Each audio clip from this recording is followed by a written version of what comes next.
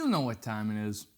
What time is it? Summertime. No! It's the fall, dude. You're late. Well, it's been the fall for like a month and a half, but whatever, just ignore that. I said if it wasn't for school, fall would be my favorite time of the year. But now, since I'm no longer in school, it pretty much is my favorite month of the year, except this fall sucks. But yeah, I finally don't have school, so yippee-ki-yay, let the layering season begin. Yippee-ki-yay, mother... Now, I already showed you how to layer in my how to layer video, and check that out if you haven't already. But now I'm gonna show you 3 outfits using some of these layering techniques, just to give you some inspiration for this season. I'll start with the most casual and then make my way up the formality scale. But I'm also gonna show you these looks and narrow them down to their basic elements so that you can look at them and put your own spin on it, be creative, and have it suit your own personal style. Let's just get into it. The first look I call I'm in a pop punk band, or at least I dress like I'm in one. This is the most casual look you can get for the fall, and it has a sort of edgy vibe to it as well. Ooh. Did you hear that, kids? I'm edgy. I'm wearing my black leather Chelsea boots and some black skinny jeans to go with it. I'm also sporting a white t-shirt and one of my favorite casual fall items, the flannel. Not just a flannel, the flannel. Ooh, heavy. Now you don't have to just have the classic red and black flannel. You can pick any flannel that you fancy. So it can be one that's like blue and brown, or one with like bold patterns or a more subtle pattern. It's all up to you. Make sure the flannel is fitted. You don't want to be swimming in it, but at the same time you don't want it too tight or too slim, because this is a layering piece, so you want a little bit of room. Finally, I'm finishing it off with one of my favorite items in my wardrobe, the biker jacket. This is what gives it that punk vibe. Calm down, boy. Save that for the mosh pit.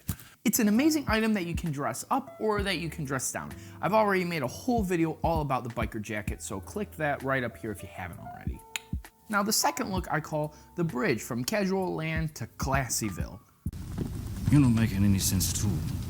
Now the reason for the odd name, apparently not making any sense at all, is because it's a casual outfit by its nature, but I'm using one item that's more traditionally in formal outfits, and that's the overcoat.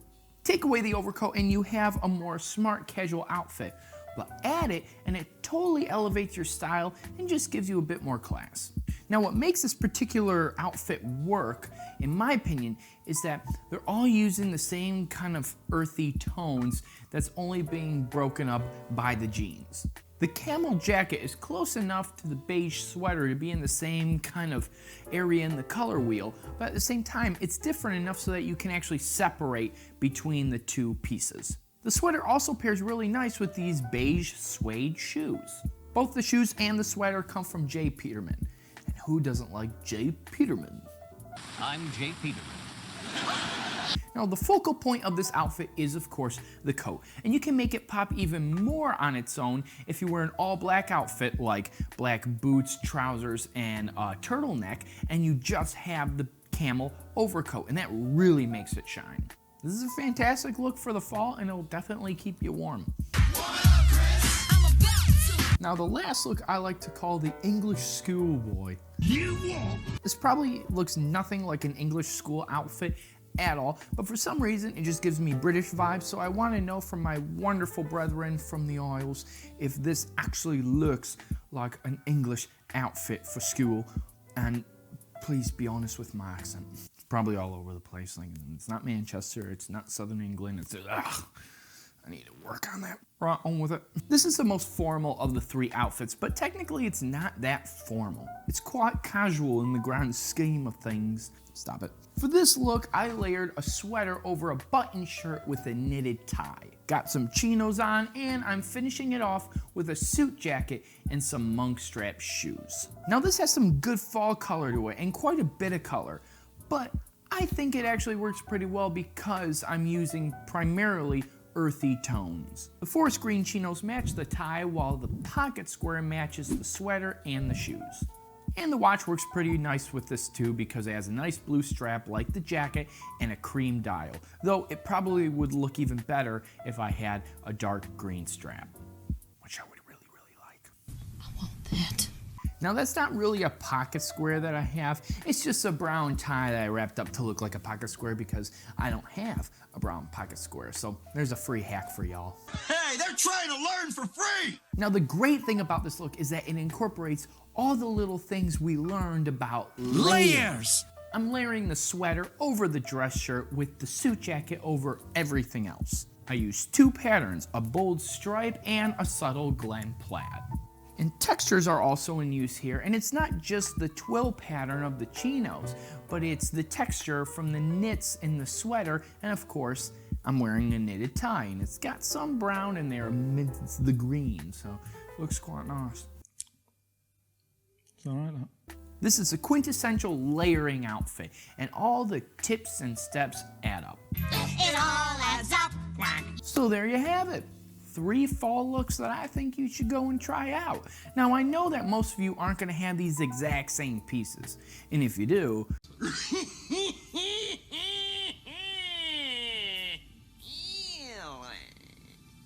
but I try to make it so that you can just use it as inspiration and look at the individual pieces and change it up. Use the same kind of pattern that I'm using, but put your own twist on it. Whoa. If you don't have a leather biker jacket, use a denim jacket instead. The overcoat doesn't have to be camel. It can be any color you want it to be, but the rules here are that it's the focal point, so just make it the focal point of whatever you're wearing. The English look doesn't have to use chinos. You can have a full suit on for this, and you can use any kind of sweater or shirt underneath that you want. It's all up to you. If you liked this video, please press that like button for me and subscribe if you haven't already. Also hit that bell notification icon so that you'll be notified the next time I drop a video. Shut up! Shut up! Shut up! Shut up! Shut up! Shut up! No! All right, I'm done. I'm done. Before I walk away, down in the comment section, write down and let me know which one of these 3 looks was your favorite and how you would personally style it. Because I'd love to know what you think, because you know we do this together. All right, I'll see you guys next Saturday. Peace. Terrible British accents. Oh my gosh. I really need to work on it. Sean Bean, it's quite crazy. Carl Pilkington. See, it's only black teas and like Earl Grey. That's the only thing I like with milk. Because other than that, it just doesn't taste right. Too much. But on the bright side, look at this. It says London. It's quite nice. I really like it. Shut up! Skylar. Shut up! Shut up! Shut up! Shut up! Shut up!